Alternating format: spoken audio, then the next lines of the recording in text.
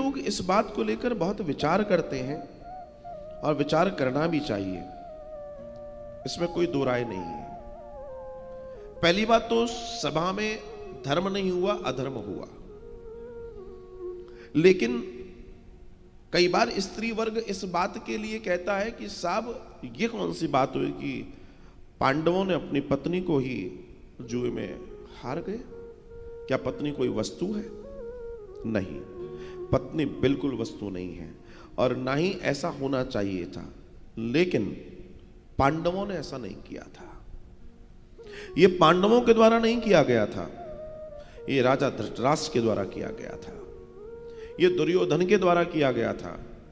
धृतराष्ट्र पुत्र मोह में भी अंधे हुए। एक अंधा होना आंखों से होता है, आंखों से अंधा है, दुनिया देख सकते हो, लेकिन जो मोह में अंधा हो जाएगा उसको कुछ दिखाई नहीं देता, वो पाप ही करेगा, उसके द्वारा पाप होगा और उसके द्वारा जो गलतियां होंगी वो गलतियां समाज को भुगतनी पड़ती हैं।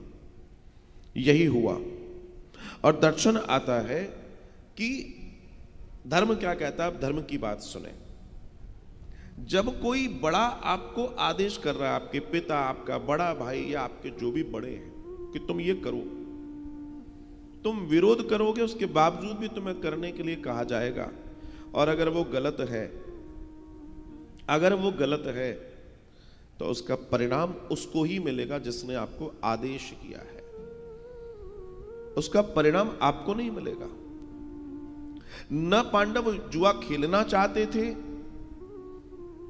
न वो ये सब करना चाहते थे, लेकिन ये सब करवाया गया जबरदस्ती राजा की आज्ञा से। और वो जो राजा है वो उनके पिता के समान है, एक। दूसरा, राज आज्ञा टाली नहीं जा सकती, दो। और तीसरा, दुर्योधन ये काम करवाना चाहता था, इसलिए वो प्रेशर किए बैठा था इस बात के लिए, क्योंकि वो शकुनी के साथ मिलजुल कर इस पूरी घटना को सबके लिए कर देना चाहता था। और यही हुआ। जब वो हार चुके तो हारा हुआ व्यक्ति किसी को दांव पर कैसे लगा सकता है? फिर भी उन्होंने करवाया। इसलिए आपने एक चीज देखी, जिसने करवाया कुल उसका खत्म हुआ, नाश उनका हुआ, पांडवों का नहीं हुआ। क्रिया की प्रतिक्रिया तो होती है और फल उन्हें ही मिला, किसी को नहीं। पांडव तो अपनी जगह यथावत रहे, पांडवों के जीवन में कोई अंतर नहीं आया, लेकिन सारे के सारे कौरव समाप्त हो गए। धृतराष्ट्र ने अपनी आंखों के आगे सबको मरते हुए देखा। आप सोचिए, आप विचार कीजिए कि यह होता है गलत का अंजाम, गलत का अंजाम। हम कई बार बातें करते हैं कि साहब उसने ऐसा, अरे हर किसी को भोगना पड़ेगा, हर व्यक्ति अपने प्रारब्ध को भोगेगा। आप चाहे आज उसको सुख में देख रहे हैं, लेकिन आप तय मान के चलिए कि ये एक समय ऐसा आएगा कि उसे अंजाम तो भुगतना पड़ेगा। बिना अंजाम के कोई भी नहीं बच सकता, ये प्रकृति का नियम है। द्रौपदी को तो मालूम ही नहीं था, लेकिन द्रौपदी को जब पता पड़ता है और दुशासन उसे भरी सभा में खींच कर लाता है, द्रौपदी रो पड़ती है और द्रौपदी यही कहती है कि मेरा कसूर क्या है।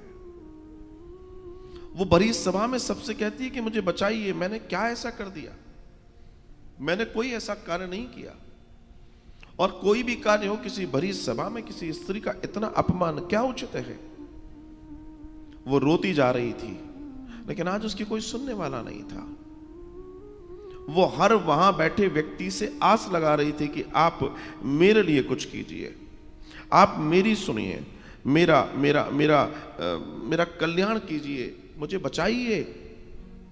वहां पितामह बैठे हैं, अर्थात भीष्म बैठे हैं, कृपाचार्य बैठे हैं, बड़े बड़े महारथी बैठे हैं, लेकिन कोई भी आज उस द्रौपदी को बचा नहीं पा रहा। द्रौपदी अगर चाहती उस पूरी सभा को अग्नि के गोले में बदल सकती थी। द्रौपदी चाहती तो सबको एक बार में भस्म कर सकती थी। वो अग्नि की बेटी थी, लेकिन उसने अपनी ताकत का मिसयूज नहीं किया। उसने उसमें भी अपने चिंतन को बचाए रखा। कि नहीं, इन सब की आंखें तो अंधी हो गई हैं, लेकिन मैंने अगर ऐसा कर दिया तो ये तय है कि ये सब समाप्त हो जाएंगे, कोई नहीं बचेगा। और नहीं बचता। दुशासन को दुर्योधन ने कहा कि इसके चीर को खींच लो, और उसने वही किया। लेकिन दर्शन आता है कि जब सबको पुकार पुकार के वो हार गई, आखिर में उसने नारायण को पुकारा, आखिर में उसने भगवान श्री कृष्ण को पुकारा। और भगवान श्री कृष्ण को पुकारती हुई वो कहती है कि आप मेरी रक्षा कीजिए। अब तक के दर्शन की बात यह है कि सबको पुकारती रही, सबको पुकारती रही, लेकिन कोई नहीं आया। और उसके बाद उसने भगवान को पुकारा, भगवान तुरंत आ गए। इसका मतलब क्या है?